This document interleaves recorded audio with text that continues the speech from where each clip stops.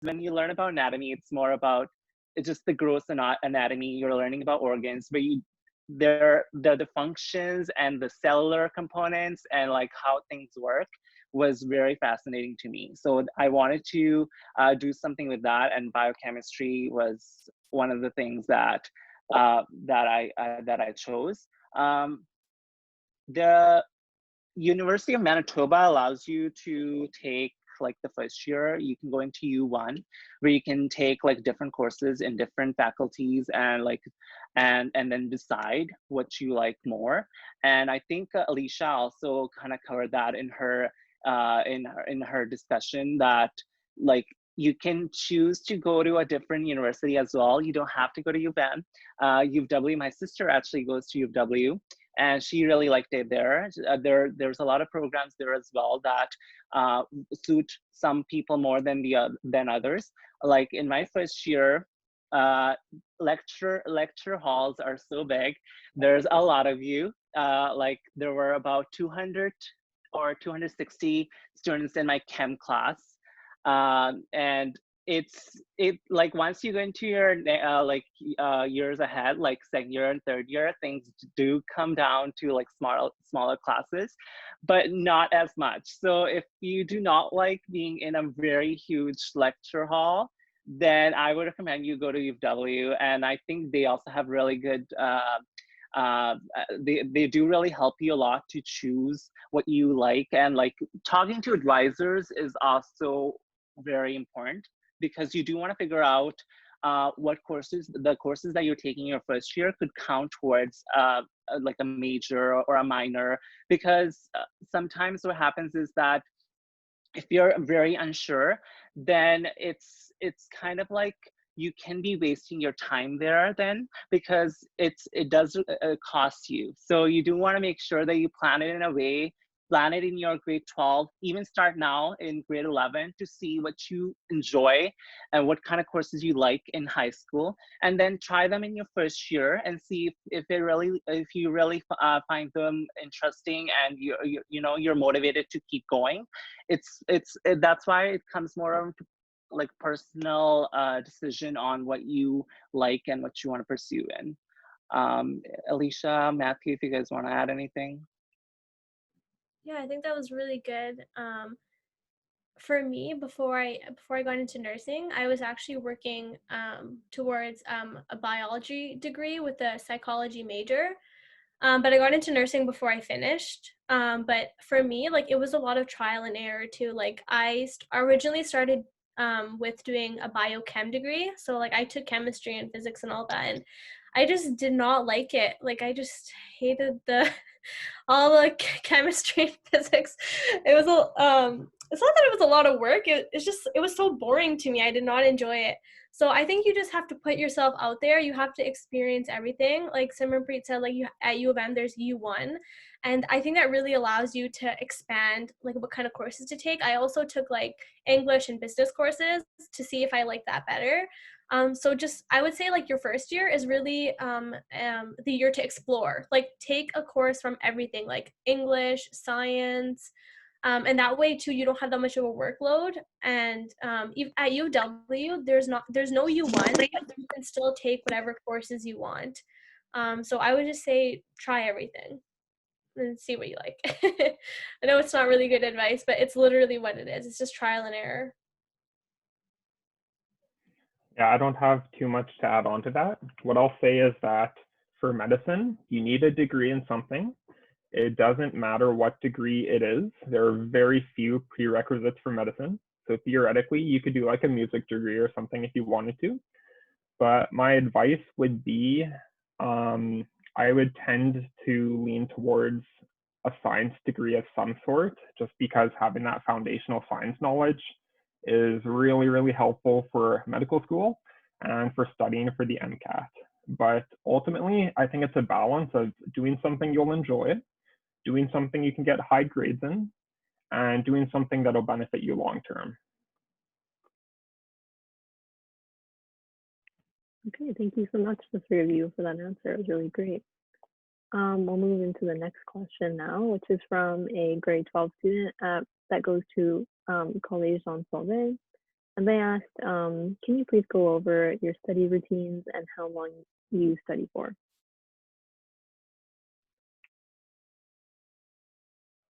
Okay, I can start again. My study schedule can be all over the place. There are so many courses you have to take in your first year of pharmacy, especially in the PharmD program now, because we have to start our clinicals right away in our second year. So we have to get prepared for that, and we have to take majority of the courses in our first year. Well, because of pandemic, my days are longer than it should be when it comes to classes, but because sometimes I have 6 courses, sometimes I have 4, sometimes I have to travel and like get to my lab and like come back. There's so many things going on. But you have to find time to study in between because you have so many exams. Like I think my midterms actually finished last week, and then this week, like on Thursday on Thursday, I had my first TOSCI exam, which is one of the like you have a model patient and you have to counsel them. So I had to prepare that as well. And so for me, what I usually do is that I write down what I'm going to be doing during a week, what courses what courses I have, and then I find times in between where I can study for the upcoming exams or I can do some of my assignments. And then I also put a section where I don't do anything, which is very important as well. You need that mental break because these programs require you to have that energy to keep going. And for that, you do need to find time for yourself. So I want to keep going for my studying, but I make sure that I find time for myself as well. And one other technique I really use for my studying is Pomodoros.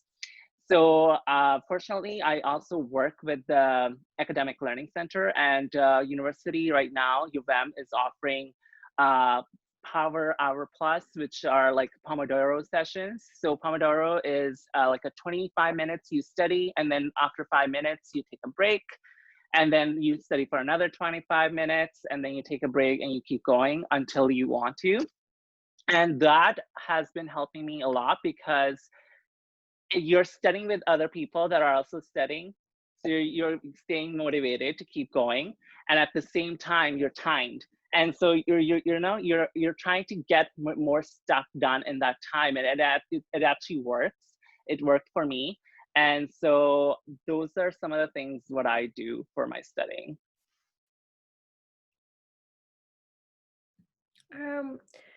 Yeah, that was really good for me too. I kind of do a similar thing where I try to make a schedule, but it doesn't always work because there's just so much going on all the time. But I try to be as organized as I can. But I kind of do a similar thing where I try to study for an hour or two and then take like a 10-minute break because it gets like really overwhelming just sitting at your desk for like hours on end and like staring at like a book and trying to study. And just study with like friends. Like even now, because everything's online, I FaceTime my friend who's in nursing and we just study together because you just have that motivation, like you're both in this together, you're both dying together, you know. You have that mentality that you're gonna get through this together. Like for nursing, how it works is that so all of our classes are in 3 days. So when you apply to nursing, there's 120 students that are allowed, and you basically get split into 2 groups. So group A and group B, and each section has 60 kids. So basically you're with those 60 kids for the whole nursing time. For example, my classes are Monday, Thursday, Friday. So those days I just have classes, and then Tuesday, Wednesdays I have clinical. So I'm going to the hospital this semester for 9 hours, but as you increase, go further on, it turns into like 12 hours a day. So it's really tiring to study on the days that you have clinical because our shift starts at 6:30 a.m. and I don't get home till like later, and I'm so tired by the end of the day. So it's really hard to find the motivation to study, but I would say like naps are your best friends. Like come home, take an hour power nap, and then like eat something and just try to study. it's like it's really hard to find the motivation. That was the hardest problem, I think, for like a lot of people. But you just have to think like you're doing it for someone else, right? Like in healthcare, you're studying not for yourself, you're studying for other people. Because if you don't know something, you're putting other people's life at risk, right? So just try to work in groups. It's honestly gonna help you so much. Even for nursing, like we have skills labs where we learn a lot of hands-on skills. So on Fridays, I have my skills lab, and during that time, it's a great way to talk to students and ask them like, how are you studying? What are you doing? Like often peers will give you tips on what works for them, and sometimes you can adapt those skills into your schedule. But yeah, it's great. Yeah, I would say I would compare studying kind of like running a marathon. So when I was in high school, I wasn't like the best studier. Maybe I could focus for like 30 minutes, maybe like an hour, maybe taking like breaks in between. But I really do think studying is a skill that if you put practice into, you'll get better and you'll be able to focus for longer as the years go on. I would say in regards to studying, just general advice, don't compare yourself to other people. So a lot of people are kind of like fake on social media and they'll brag about how they like stay up late and they don't sleep and how they drink an energy drinks and stuff. I think that's all like very detrimental to your health. I think very, very rarely should you ever actually have to give up sleep for studying. I think it's more important to study effectively than to study for long periods of time. And kind of like what Simranpreet and Alisha have already said, it's good to take breaks. It's good to also have hobbies. I would highly suggest some sort of exercise to break up your day is awesome, and it keeps your brain refreshed too. So don't worry too much about the long hours of studying that are down the road. Just do your best now in high school, and it's a skill that will develop as you move along in university. Those were all really great answers. I guess we will move into the next question, which is from a grade 12 student at St. Mary's School, and they asked, as a high school student, I am weighing my options as to what I want to go into in the future. Are there any regrets you may have with the field you have chosen?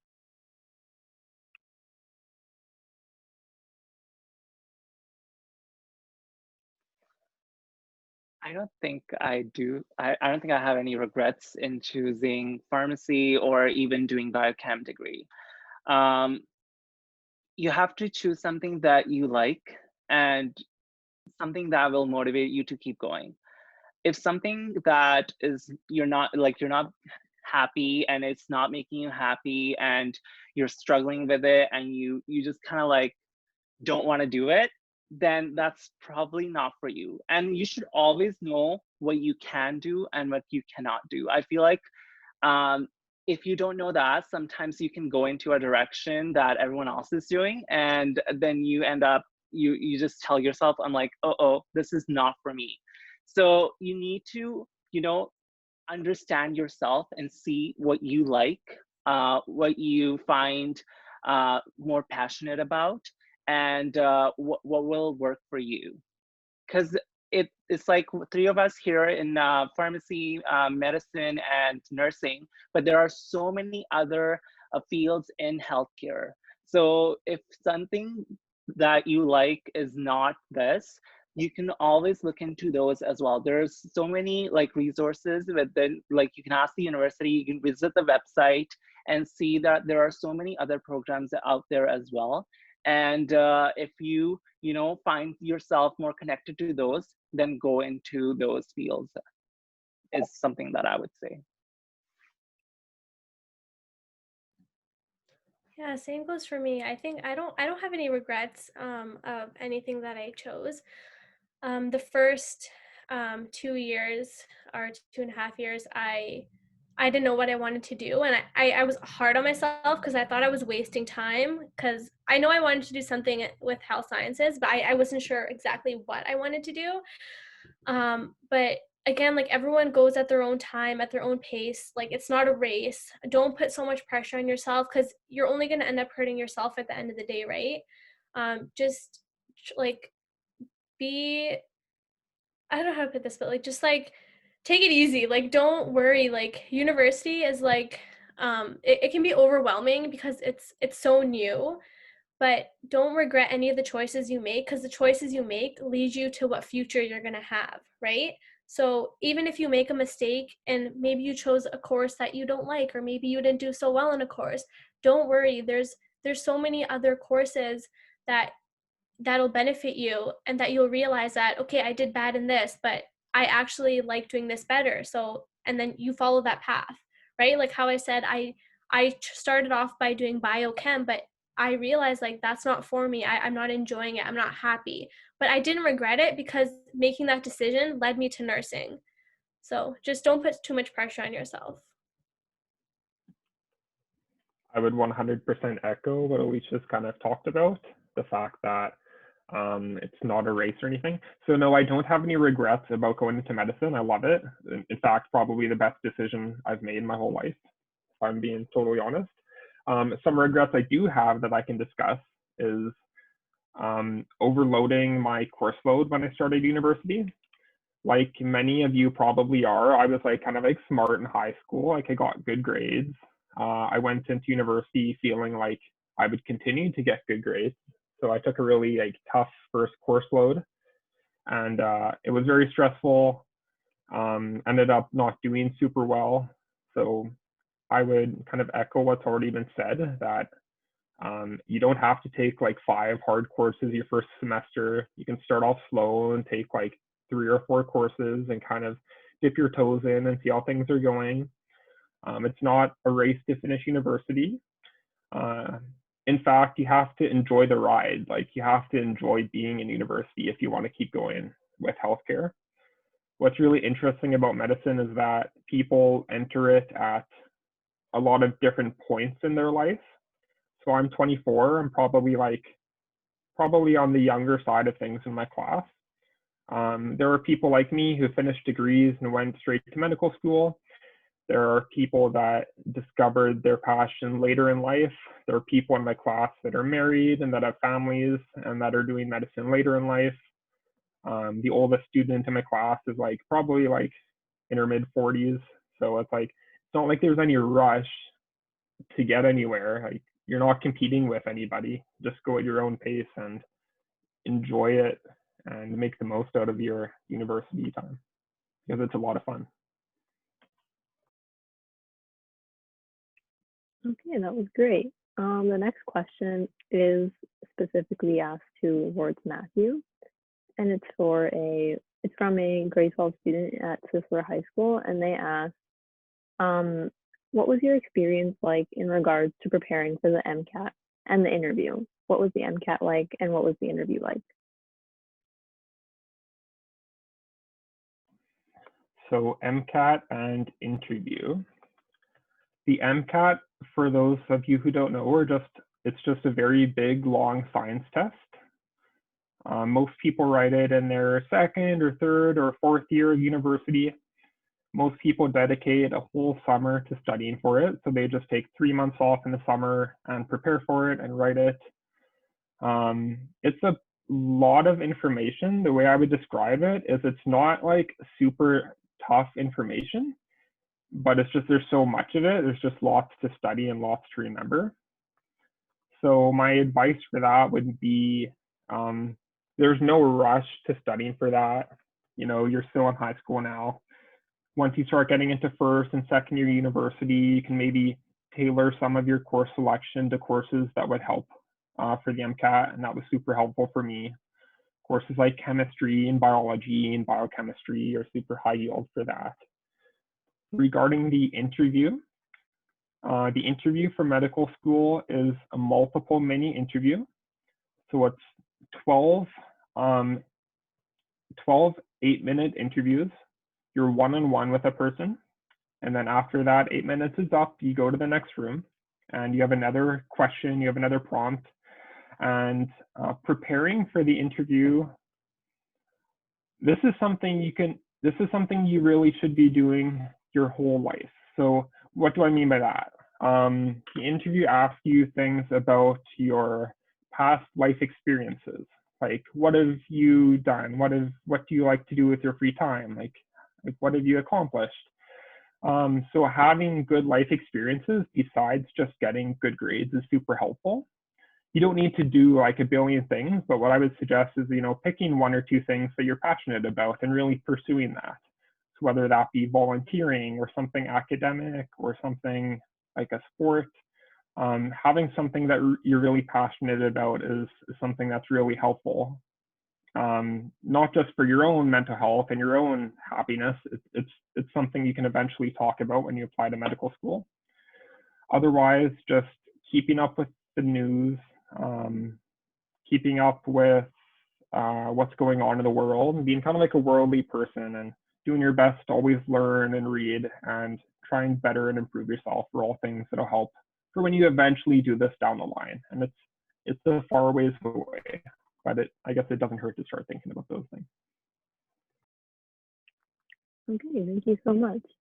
The next person asked 3 different questions, so I'll start by asking their first question. It's from a grade 10 student at St. Mary's Academy, and they asked, what school courses and extracurricular activities did you partake in high school that aided to your application for university?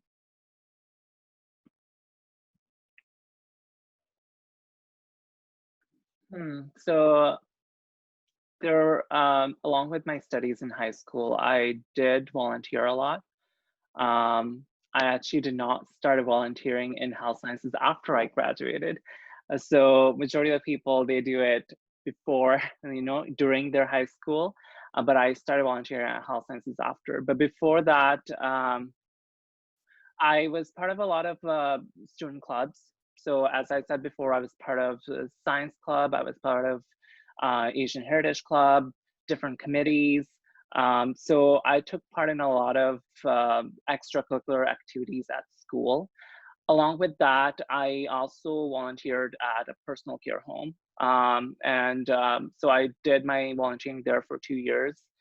I also, I really liked baking and cooking. So I found a job in my school division where I was working part-time, teaching cooking and baking to students, middle school students. And then I also did a lot of tutoring. So I was part of the peer tutoring club as well at Maples. Just a lot of different things. And I feel like those things actually help you learn, and also it helps you to get connections and network, because that helps you a lot as well in the future, because you can get references for scholarships and different things. And on top of that, it makes you feel good too, that you're not just sitting on your couch when you don't have nothing to do, and you're actually going out there and helping out others. Like I personally really liked volunteering at the like the personal care home that I volunteered at. It always made me happy hearing that the elders were happy seeing someone and like talking to them. And on top of that, like when I volunteer at health sciences at Children's Hospital, it was so rewarding to see those kids smile and hold babies and talk to them, play with them, and it was very nice. So like if it makes you happy and it's you're doing something good for someone, is very rewarding. So those are some of the things I did during high school and after. Yeah, I was super involved in stuff in high school too. Like I think I played all the sports. I was high school student council president. I volunteered a lot. I did I think I started volunteering like in grade 8, like even before high school, because I just always loved volunteering. I used to volunteer at a daycare first, then I did Saint Amant. also I did personal care homes and hospitals, but also for my school, it was a requirement. Like I went to St. Maurice and we were required to volunteer and like hand in this form. But I also just loved doing it. But I think like Simranpreet said that it kind of just helps you. I don't think it really helps you get into university because I think that's like kind of solely based on your grades, but it helps you build references for your future, like for reference letters or getting a job. So I think that's really great. But I know like for applying to university, they just look at your grades. Like even like when my brother applied to engineering, like he applied for direct entry, they didn't care where he volunteered or anything. They just looked at his grades. But that being said, don't just focus on grades. I know it's like that's the thing that you're most focused on because it helps you get into university. But it's really important to have those life experiences because just like Matthew said, like when you're in med school, they're not just looking at your grades, right? They're interviewing you. They're looking at your overall personality. So I think in long term, the like being involved in the community, it really helps. Like I was also super involved in Folklorama, like for like 8 years. I've been like a dancer, I've been ambassador, and I think that really helped me with my communication skills, which is now helping me in nursing. So these kind of experiences just help you later on in life. Yeah, I completely agree. I'm in my 3rd year of med school, and at no point in my life have I ever been asked to write down a list of all my like extracurriculars or things I've been involved in throughout my university career. That's like not exactly how it works. But instead, you should be doing stuff because you enjoy it, because just sitting there and studying all day is no fun and it's not good for your mental health. You should be doing things that are fun to you, things that where you can work on your communication skills, where you can gain experience, where you can interact with other people, because these are all super useful things for a career in healthcare. One thing I did do in high school that I loved was debate club, so shout out to that. It really helped me work on my public speaking skills and my kind of thinking on my feet and my critical reasoning skills. But that was one thing I enjoyed. Do whatever you enjoy. Okay, thank you so much once again. That was really great. We'll move into the second question that the same student asked, and they asked, how competitive is your program and what did you do to stand out in your application? Pharmacy is competitive, I have to be honest. Like this year, there are 45 students were admitted. Usually it's about 55 to 60, depends. And this year they started Pcat, which is similar to Mcat. So it's a standardized test to get into the program. And then you need 2 years before you get in. So you need to do all your prerequisites, and which involves 60 credits of coursework. And along with the Pcat, you have to write an essay as well. So they'll give you a prompt, and they'll give you like a small little background, like a paragraph of things, and then you would have to write an essay. And that they're looking at your problem solving skills. So you do that, the Pcat, and then your grades. Your grades matter as well. It's like a package of all. So if you have to pass in all of them. So in the past, what they had is that for the essay, because previously they didn't had Pcat, so it was just the essay and your grades. So it was 60% that, and I think 40%, I might be wrong, but like 70 and 30. 30 was your essay, yes, 30 was your essay, and the 70 was your grades. And so you had to pass the essay, even if you had really good grades, you had to pass the essay to get into the program. And this year it was Pcat, which was 60%, and then your grades, and then the essay. But because of pandemic, they did not ask us to write the essay again, because the Pcat itself also has an essay. So how Pcat works is that you have different sections, just like Mcat. And the first section is to write an essay. So they'll give you a prompt about different things happening, like you need to know about news. They might ask you about pollution, different things. So you have to come up with an essay. They give you 30 minutes, write a whole big essay, like the formal essay you write in high school or university.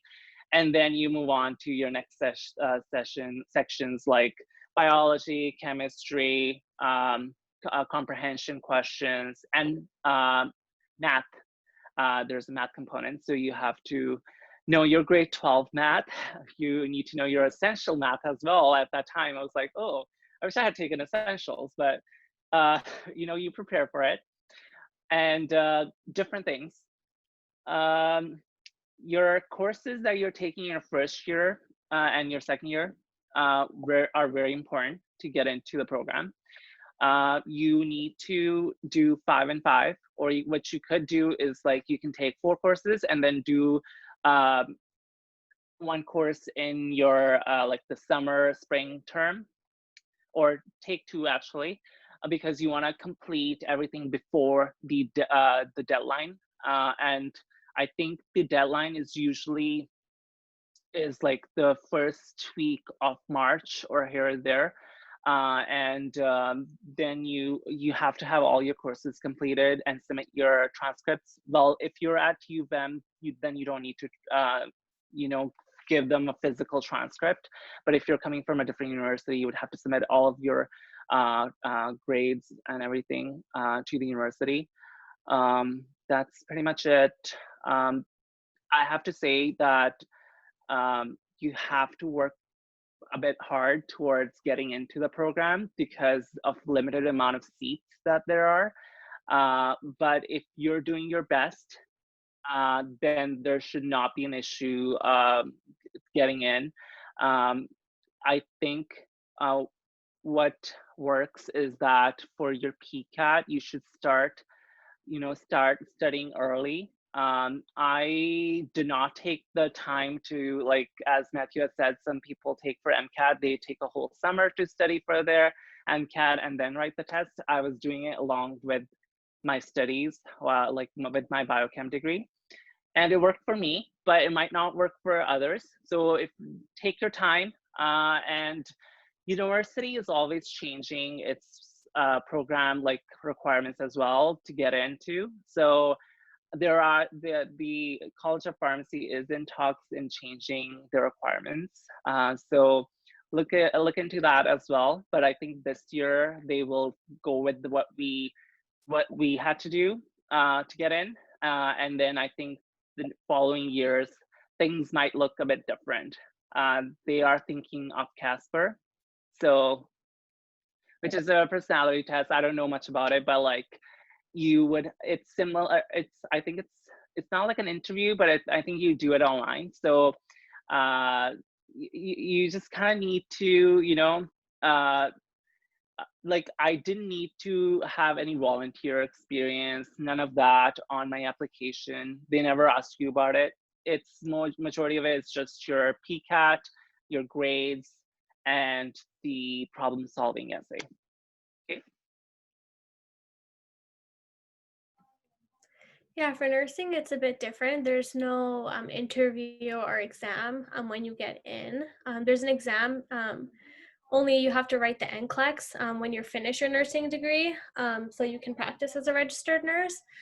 But to get into the program, it's solely based on your grades. So it is like you really do have to focus in those classes just because it's just because they're not looking at an interview or anything like that. It is like kind of more hard because they're just looking at your grades, and not everyone is like a good test writer or whatever, right? But I think it's like 30% of your core courses that are required. So like the microbiome, the anatomy, the physiology, and then the 70% is for the electives that you need to take. You need to take some science, some psych, I think a math and an English you have to take.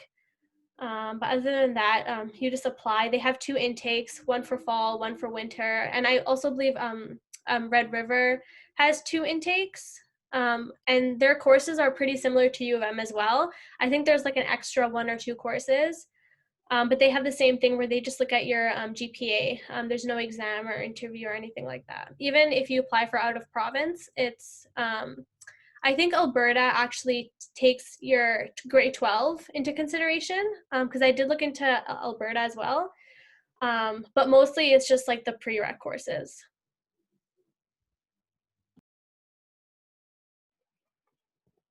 So for medicine, I'll talk about Manitoba. Other schools across Canada will have different things, but for Manitoba, just to boil it down, the main three things are GPA, Mcat, interview. That's basically it. There's a few other things, but those are the big main three. So what can you do to stand out? Get good grades, study for the Mcat and do well on that. And then eventually when you're in third or fourth year, you can practice for the interview. But I guess one piece of advice for me is that you can always rewrite your Mcat, but you can't restart your GPA. So once your GPA is kind of set, it's really hard to raise it.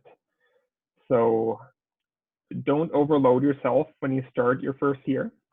Don't be afraid to drop a course if you feel like you're not going to get a good grade in it. And just do your best to keep your grades up, and that's all you can do.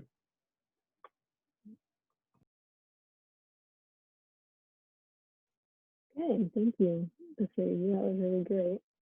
This is the last question that same person asked, and it's targeted towards Matthew again. And they asked, what is the Casper test, and is it required along with the Mcat for applying to medical school? Yeah, Simranpreet kind of touched on the Casper. So the Casper is required. It's a small component of your application. I think it's 90 minutes. You take it on a computer. They give you little videos or little prompts, and you watch the videos, and then you have a very short time frame to type a response. So for example, it's kind of like a personality test. So for example, they'll show you a video of somebody getting mistreated at work, and then you have 2 minutes to type a response. What would you do in this situation? Or there will be a prompt. One of your friends or somebody in your class cheated on a test. You have 2 minutes to type an answer, and then you're moving on to the next question. So I guess it's kind of a quick way to gauge kind of who you are as a person. But it's not a super big component of the application, and it's something I would put on the back burner for now, and definitely focus on things like grades for now. Okay, thank you. The next question is, when you encounter a problem, what are the exact steps you take to solve it? And that was asked by a grade 12 student from Collège Jean Sauvé.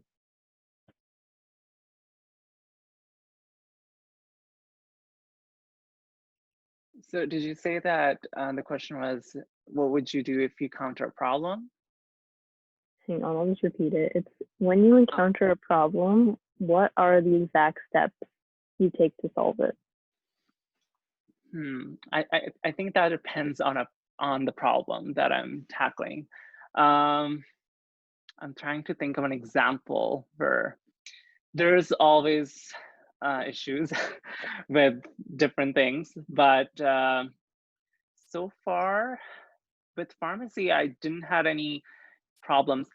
If I have to look at a concern of a patient or like learning, then it would be, okay, let me go in a manner where I have 2 tests or actually 3 tests in the same week.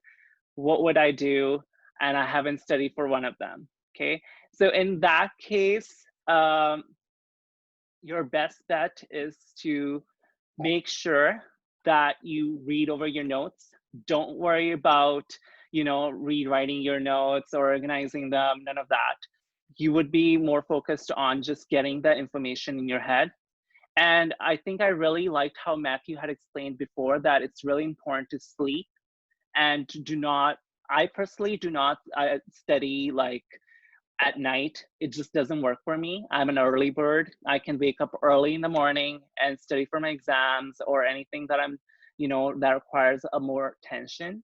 And just stay relaxed. Don't freak out, because that's not going to help you. It's going to add on more stress, and you will not be able to, give your best that you can. Just stress yourself. No, and I personally think that when it comes to course material, you should always be reviewing your notes. Don't leave it to the last minute, because that's gonna put you in a panic mode. For some, it actually helps, but personally for me, it does not.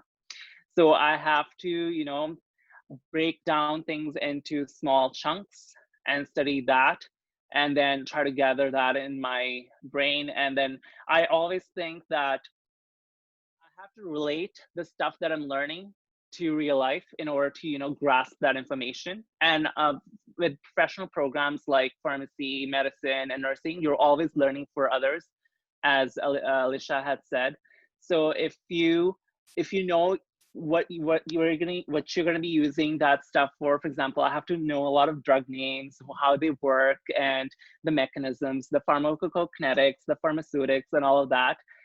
I would have to work in a manner that I'm thinking about a patient, a condition, how I'm going to tackle that, how I'm going to apply that knowledge if I was in a clinical setting, if I was in a community place or in a hospital or primary care, and focus towards that. Other than that, I don't know what I can add to solving a problem, because it depends on the type of problem you're tackling and the situation you're in. Yeah, I agree. It depends on what the problem is.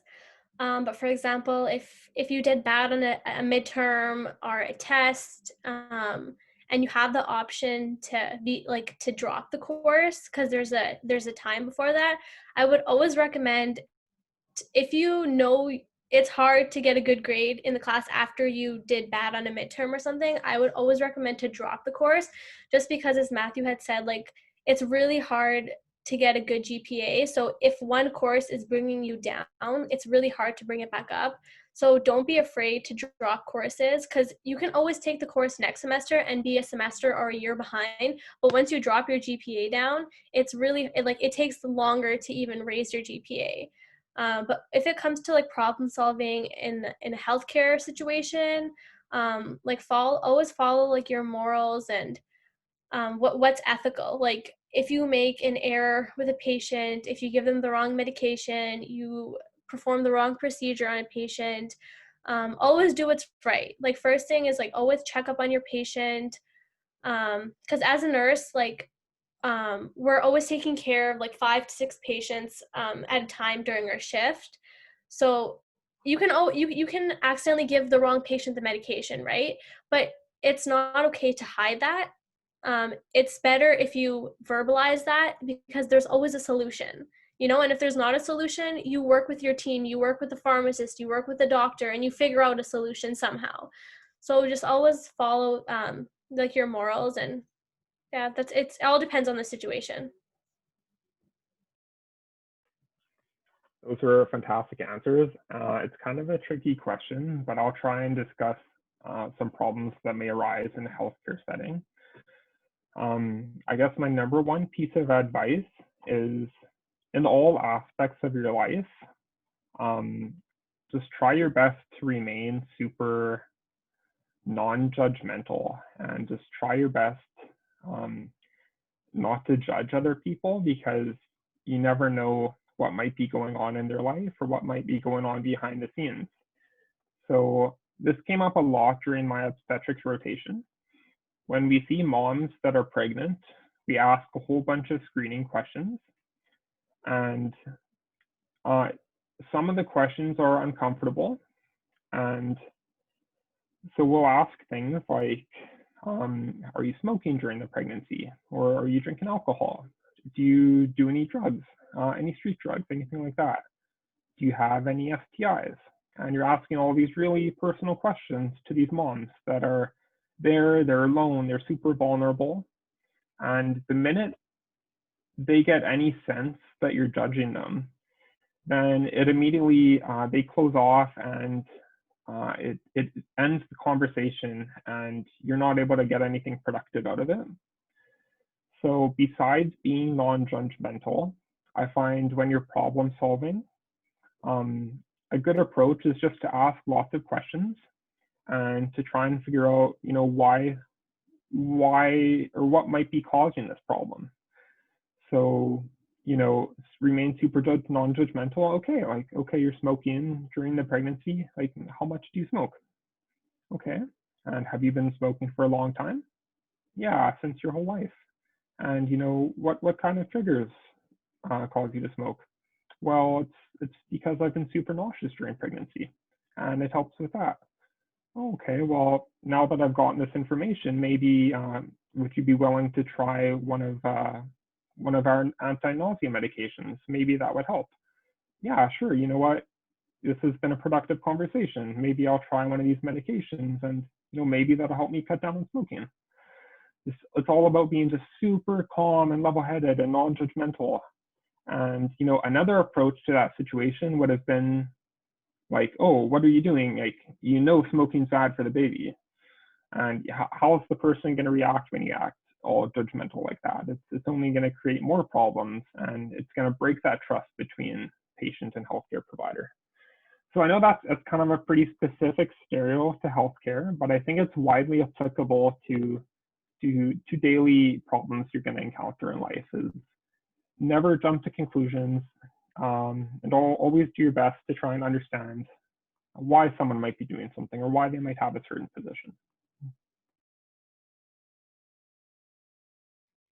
That was a really great response from all three of you. The next question we have is from a grade 10 student from Calvin High School, and they asked specifically to Alisha, what studying methods work best for you throughout nursing school?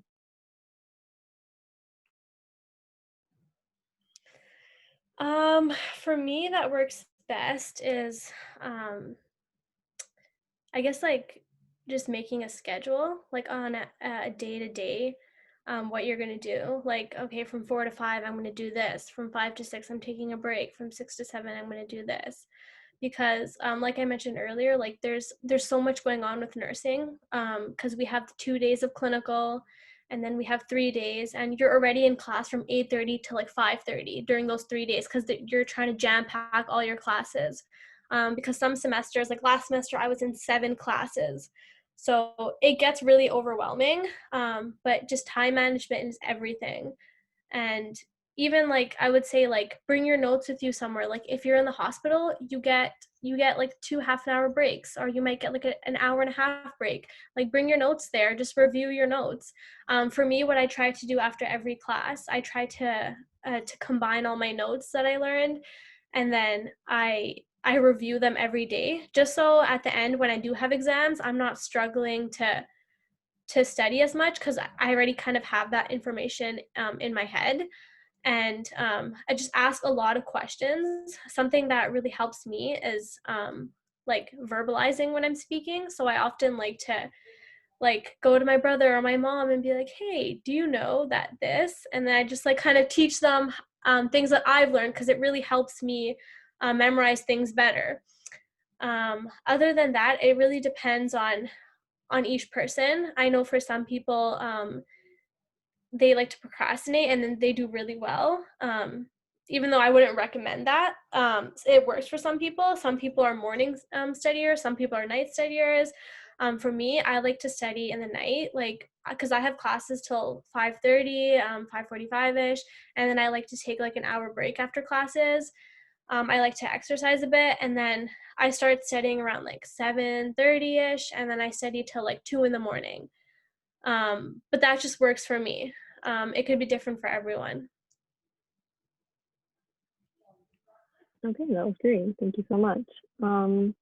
The next question is from a grade 10 student at College Jean Fauvet, and they ask, how do we get ourselves involved in health sciences and prepare ourselves for the near future?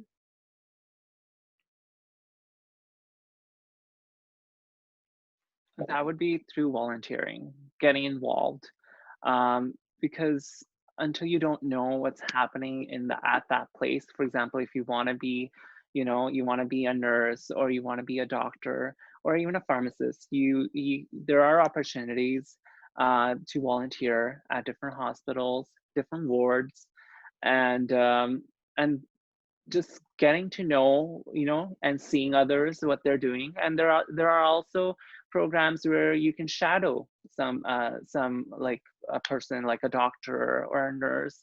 So you can spend a day with them, or you can, volunteer there to see what kind of things that they do, what is being part of that healthcare system and how it works.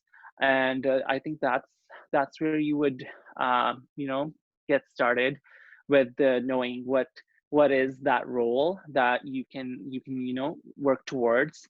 Other than that, I feel like along with being like learning about the healthcare system and like about different fields, it's also very important to have interpersonal skills, build your communication skills. So things like that actually help you a lot more. It is very important to know what you're getting into, but it's also important to have um, have confidence in yourself and build your confidence. And I think I personally have built my confidence by participating in different things.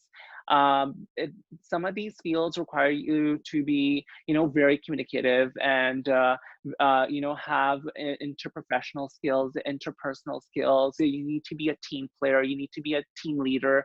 Like as a pharmacist, we're taught to be leaders because we have to work with our colleagues. We have to work with other like people that are working with us, like a pharmacy assistant, pharmacist technician, and on top of that, you're working interprofessionally with doctors, nurses, and you can be in different wards.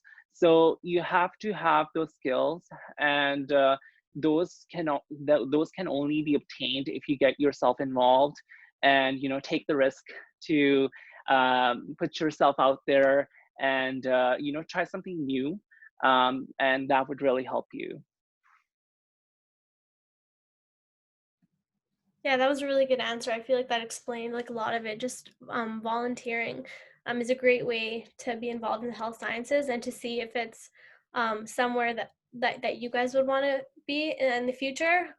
For me, like I mentioned, I was thinking of doing dentistry first, and I actually talked to my dentist, and he actually offered me to even come shadow him for a day. So there's even like opportunities in your own community. Like you don't have to go through a specific volunteering program or a facility. Like you could talk to your dentist or your own doctor to see, because sometimes they just allow you to shadow them, right? So I was able to do that, and it was a great opportunity for me to see like what dentists do. And even for nursing, like if once you get into the nursing program, we actually have like this career fairs that goes on, and you're actually able to shadow other nurses. I don't know if they offer this for students who are not in nursing, but once you're in nursing, there's over 100 different specialties you can do. Like you can become a midwife, you can do deliveries, you can actually administer like you can become an anesthesiologist nurse, you can be a wound care nurse. There's like so many different options. And so that's a really great program if you're considering nursing, that you can shadow in Grace Hospital, Health Science, St. Boniface, Victoria. And it's basically like a 2-day thing, and you kind of get to experience different kinds of nursing, because once you're in nursing school, you're just taught to be like an RN, and we have different rotations in different wards, but there's so many opportunities to specialize. So that's a great way to kind of figure out what you want to do once you're in nursing.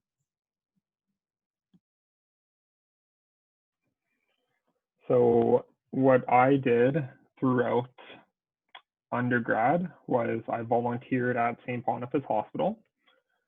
I'm not sure how it's working with COVID right now, but at least up until Code Red, I was seeing volunteers. So if that's something you're interested in, you can maybe check with the major hospitals around Winnipeg or check with the one near you. And that's kind of a good way to get your foot in the door. I never shadowed throughout high school or undergrad, but that's not a bad option either. If you don't know what that is, it kind of means pairing up with a healthcare provider and just spending a shift with them or spending a few hours with them, following them along and just kind of getting a better sense of what they actually do. So how do you find someone to shadow? It's not super easy, but if you're interested in medicine, I would suggest like it doesn't hurt to try cold emailing family doctors. I would say like family practice is probably would be the best experience with you. If you send 10 emails, you might get one response, but all it takes is one response. So don't be afraid to just put yourself out there. You can always ask your own family doctor as well if you have one. But those are kind of the main two ways that would be best to get involved with the health sciences. That was really great. Thank you. The next question is targeted at Matthew again.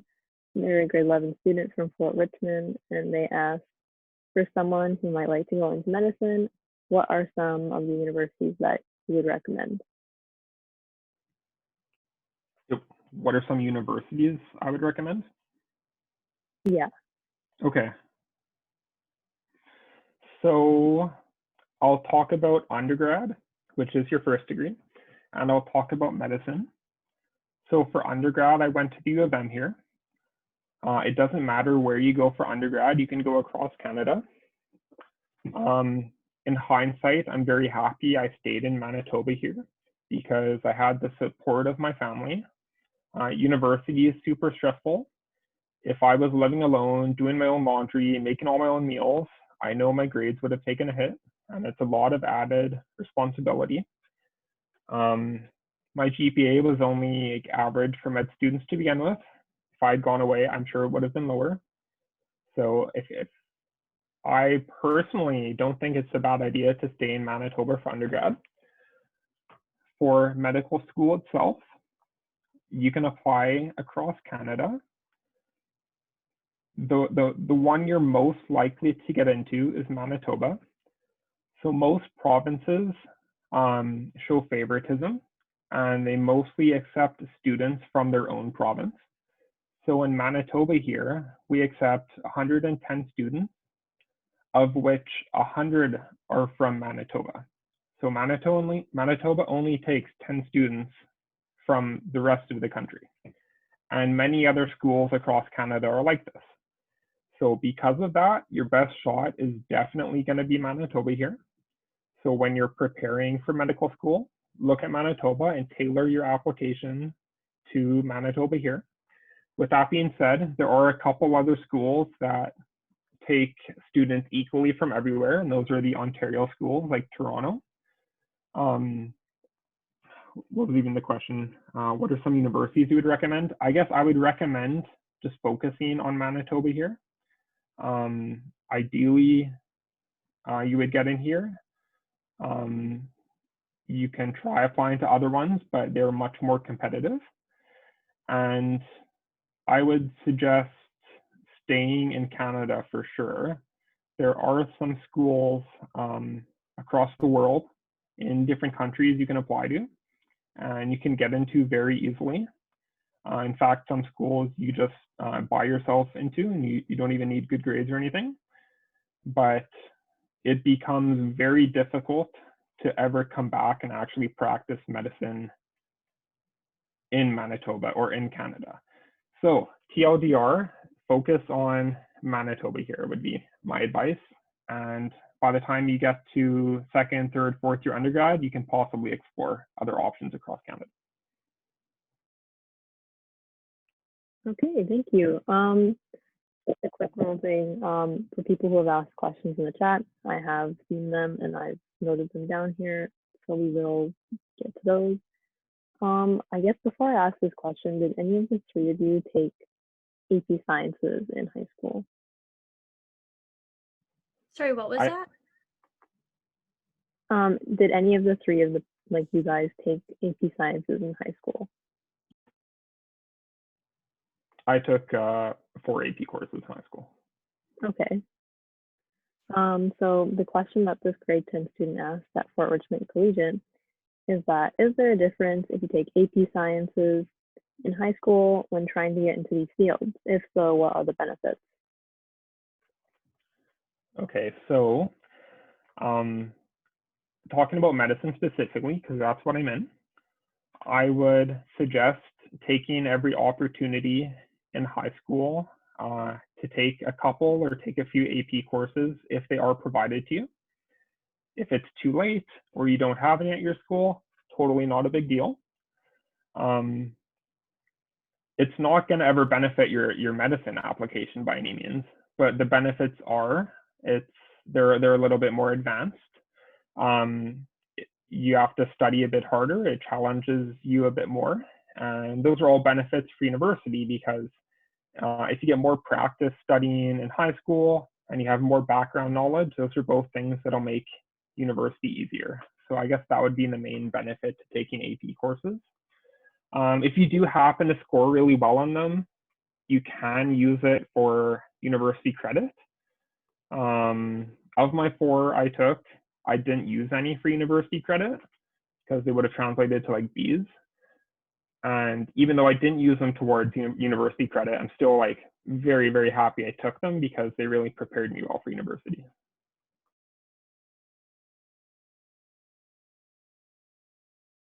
Okay, thank you so much. We'll move into some questions asked from the chat, and if anyone else has a question they want to say, just feel free to type it in the chat and we will hopefully get to it just as long as there's enough time. And this first person asked, I believe there's 2 questions, so Alisha answered one of them in the chat. It's, do you guys know of any places to gain volunteer experience despite COVID-19?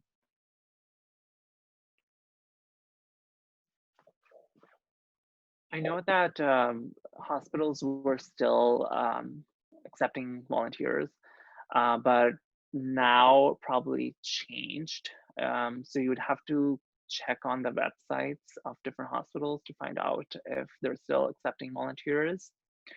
Otherwise, I think with the COVID-19, like taking samples, I think they're accepting volunteers there as well to help out. Because with pharmacy, we're supposed to volunteer for certain hours. So currently I am volunteering with a clinic that is ran by the Ready Faculty of Health Sciences. It's called Wish Clinic. I'm also volunteering currently with the Can You program, which is ran for high school students, middle school students, middle years, and younger kids. So we introduce them to sciences and different activities. We do that. Other than that, I think you can probably try nonprofit organizations, such as in my area, we have this organization called Wayfinders. I think they might be looking for volunteers, or you can try Harvest Manitoba. Now they've changed their name from Winnipeg Harvest to just Harvest. You can apply there. Silo Mission. There are so many other. I think there are a lot of variety of places where you can volunteer, but you would just have to give them a call, check on their website, and see if they're allowing volunteers in their sites, because now it's restricted. So you would have to check with them. Yeah, I don't really have anything to add to that. Like it's kind of tough right now because of COVID. But like just calling or emailing is the best thing to do. I know they need a lot of volunteers for screening at a lot of places. Even at like the University of Manitoba, they're having volunteers do screening. Like even when I go for labs, they're having people at the front desk. So you could always email about that. But at the hospitals, like when I've been, I haven't seen any volunteers right now at the hospitals just because of the code red situation. But hopefully when everything resolves, they will be able to come back. But HSC is a really great way to volunteer. They have a specific volunteer program. Like I mentioned in the comments, like they do like a whole interview process, and then you can kind of like volunteer anywhere in the hospital, which is great because you get a lot of experience doing different kinds of things. But yeah, it's really tough right now.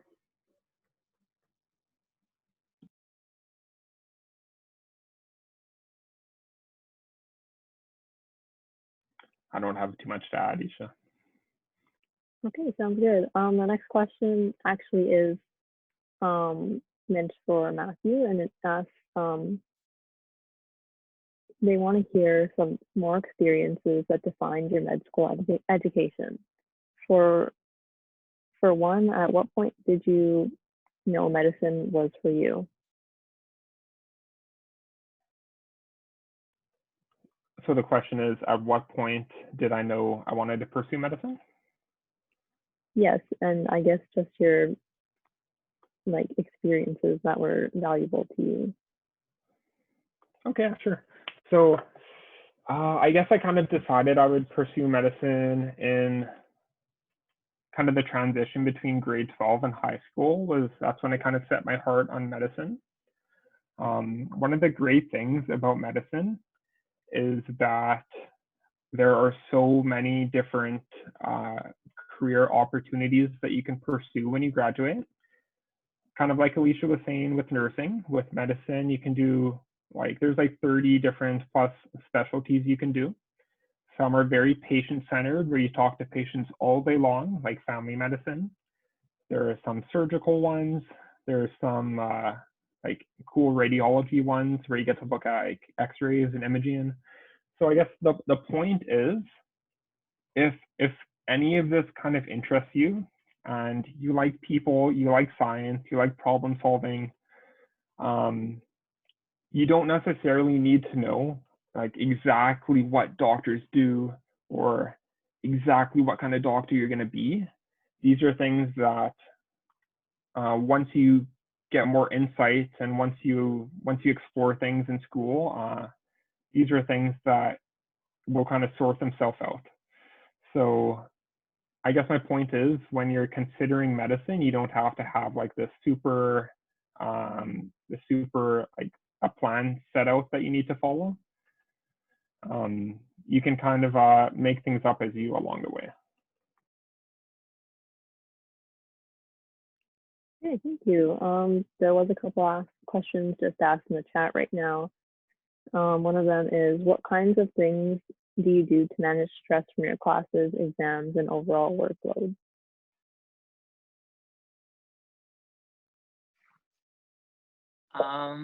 For me, I do some breathing exercises. I think those help me a lot. Other than that, I like to talk. So I like to tell it all to my family, get them involved in this as well. Sometimes I feel like I shouldn't, but like, I think it helps me to, get my stress out and, tell it to someone and get some advice. And my sister has been very supportive to me, and she's always willing to listen to anything that any problems I have. So I usually like to go and talk to her about it and get some advice from there. Otherwise, you have to tell yourself that this is not the end of the world. You're gonna get through it, and you just have to give your best. But you don't wanna, overwhelm yourself that when you get to that opportunity, you don't know what to do. So, like for example, you have an exam, and you're just the whole time you're just worried that you're not gonna do well. You're not gonna do well. This is gonna go wrong. This is what's gonna happen. If you keep doing that, it'll not help you. Just know that you know your material, you've studied enough, and that was what you could have done. And doing that will prepare you. Another thing I do is when I have midterms or final exams, I like to plan in my head how the exam is going to be like. So I like to imagine how the exam would be like. what kind of questions can show up. I like to, do a lot of quizzes, make questions, and it's weird, but I also like to estimate what I'm going to be getting in this exam. And sometimes my estimates do work. You just have to go with your gut for some of the questions sometimes. And stress, yes, like you can feel burned out after a while because there's just so much that you're doing and there's so many courses and it sometimes gets very overwhelming. That's when I just like shut everything off and take my time. I'm like, I'm not gonna get back to it until I feel better. And that has been helping me, because you're always on the screen, you're sitting down, studying. You need to get up, do a little bit of exercise, do something that's not studying, or don't do anything. Just sit down and watch TV or whatever you want to do, because you need that time for your brain to process what you've been learning. Because if you just keep overwhelming yourself and your brain, it'll not help you when it comes to like exams and stuff, because you might blank out, and you might have self-doubt. So you have to have that confidence in you. Yeah, that was really good. I think kind of same thing, just like, peers are a great way to relieve stress. I often just like rant to my family, like when I'm stressed, or I cry. Like it's okay to cry, to have breakdowns, because I'm telling you, like you're all gonna have a day where you just feel so burned out that you just want to cry, and it's totally fine because it happens to everyone. But you just gotta stay positive, and know that this is all for your future. It's all going to be worth it at the end. All the tears, all the hard work, it's all going to be for something. And for me, that helps me is just like exercising. Like I try to exercise for at least half an hour to an hour every day, just because for me, it's a great stress reliever. And it's just a great way to get away from like school and from everything and just kind of be in my own zone. With COVID right now, everything's online. So I know it's even harder. But I like to study with my brother a lot because he's also in engineering. So he's always constantly studying too. So I feel like I kind of have that support with him because we're both like studying together. So just like use your peers and just study with them. Be positive. Don't be afraid to let your emotions out. Like it's okay to cry. It's okay to feel like giving up, but just know like don't give up. Just keep pushing through. You're going to get somewhere at the end of the day. So just stay positive. That's all super good advice. The one point I would emphasize is finding some form of exercise. So a lot of people kind of do sports in high school, but then once that ends, they're just kind of left with nothing. So find something after high school that you can continue to do. It doesn't have to be like super sweaty, like hardcore exercise. You can join like a casual rec sports team, or you can be like me and go for super slow runs throughout the day. But I think that's really key to helping manage my stress and something that's super important to me. Okay, those are all great answers. The next question from the chat is, did any of you ever consider sports medicine? And do you know which university in Manitoba has the best program for it? So sports medicine, so to become like a sports medicine physician, like a sports medicine doctor, you have to go to medical school first. So the one medical school in Manitoba is at the U of M here. You do your 4 years of medical school training, and then after that, you do additional training in sports medicine. So the first path to that would just be doing any old degree and applying to med school and following that path. Okay, so the next 3 questions are all asked towards Matthew. So I'll start with the first one. Is there any study guide to help prepare for the Mcat? Yes, there are a few great books that you can buy down the line.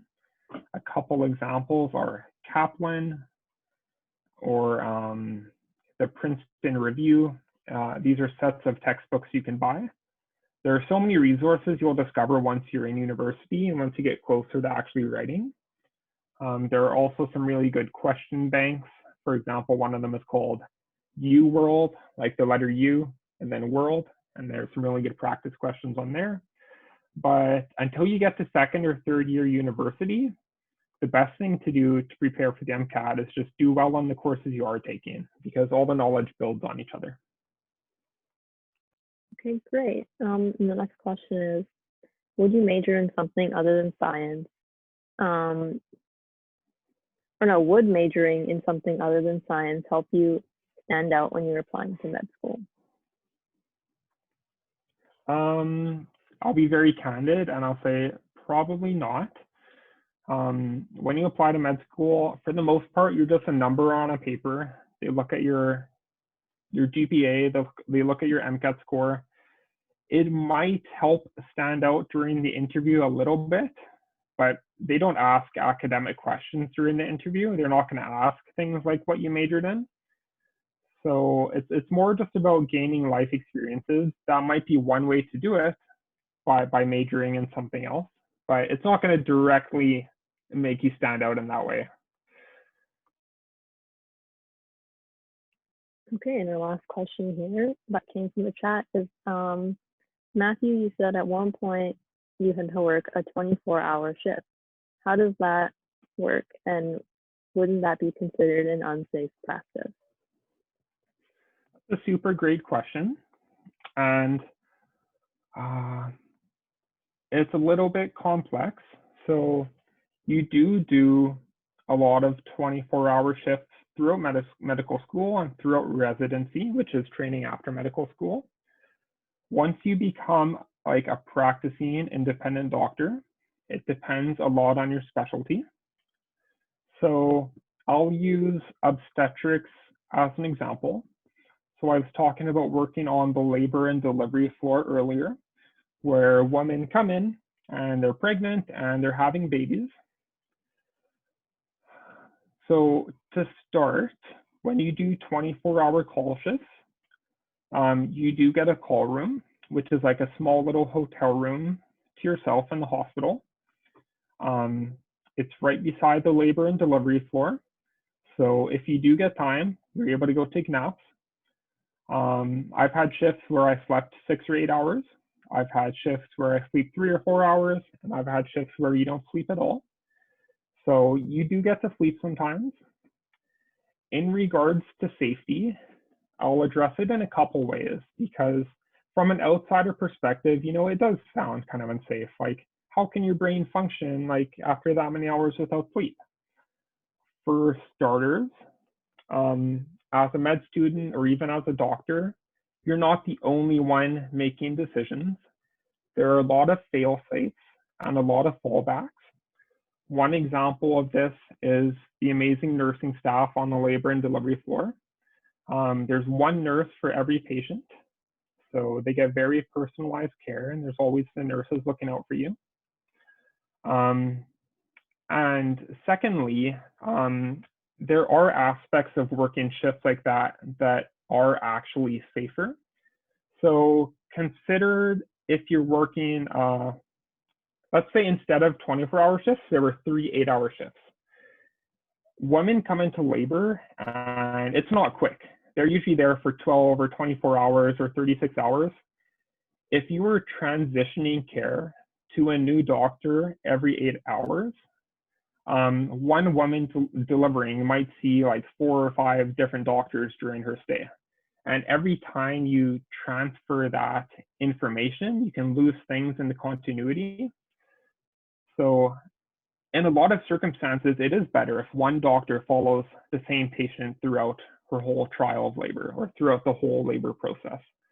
So it's definitely not, to summarize, like it's definitely not a perfect system, but there are a lot of benefits to it, and there are a lot of fail-safes that keep patients safe.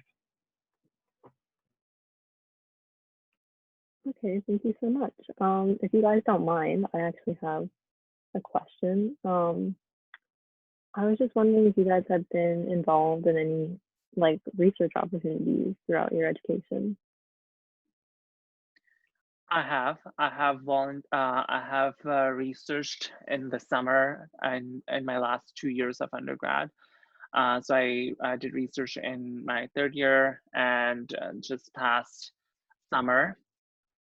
So I researched with a professor in chemistry department and also a collaboration with the medical microbiology department, where I was researching on antibiotic resistance, and the whole purpose of my research was to look at different drugs and see if I can find any electrochemical activity of those drugs, and then translating those to the bacteria and seeing if any of the resistance mechanisms can show up on those electrodes, and we can use those as a system of figuring out if a bacteria is resistant or susceptible to a particular drug.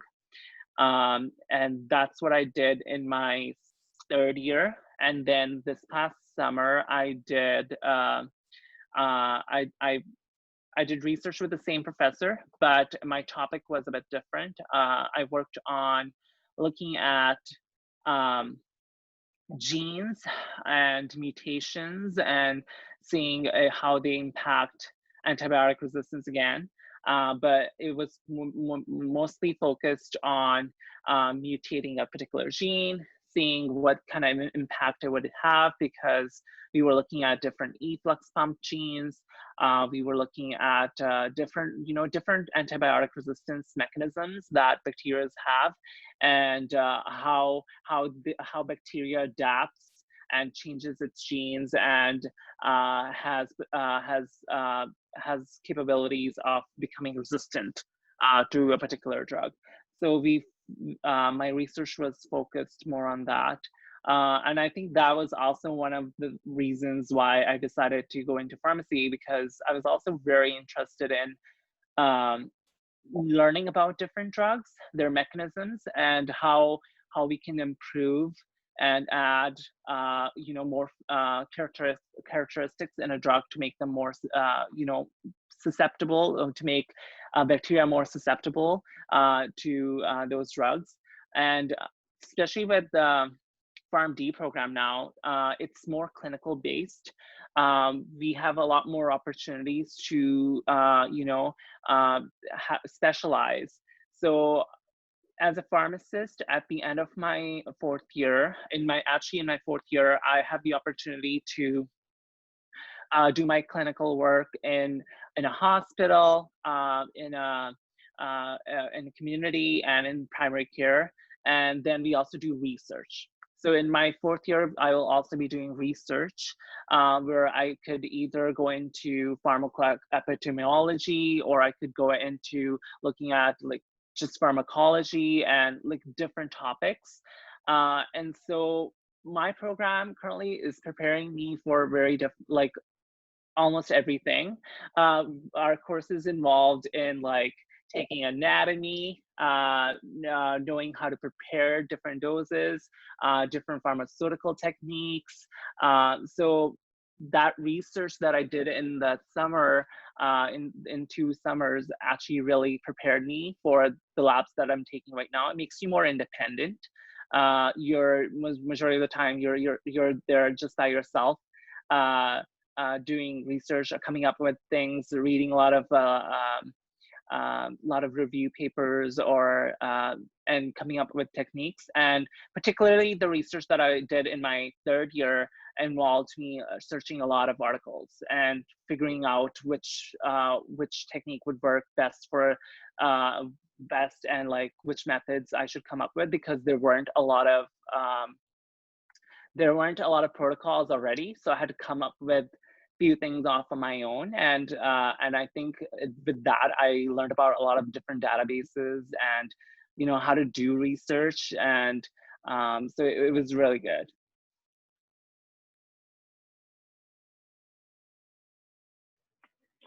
I did research in undergrad and I did research in medical school.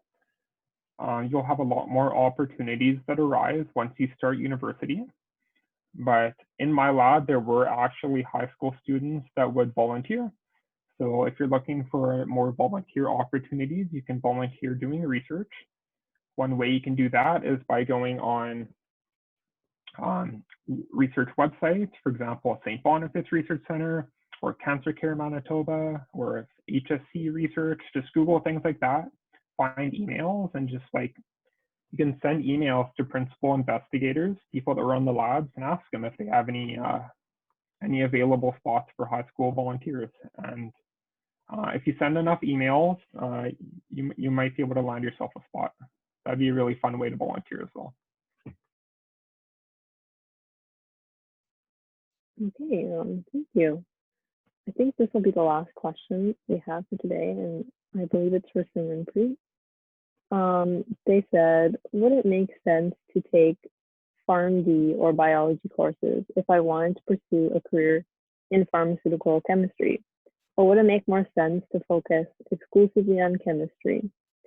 Additionally, does pharmaceutical chemistry focus primarily on organic chemistry or inorganic chemistry? So focusing on biology or chemistry courses. For pharmacy, what I've noticed in my first year, you need to know everything. So you need to know your biology, you need to know your chemistry, because you need to know the reasons for the conditions that you're treating. So you need to know the pathophysiology, you need to know the physiology, you need to know the anatomy.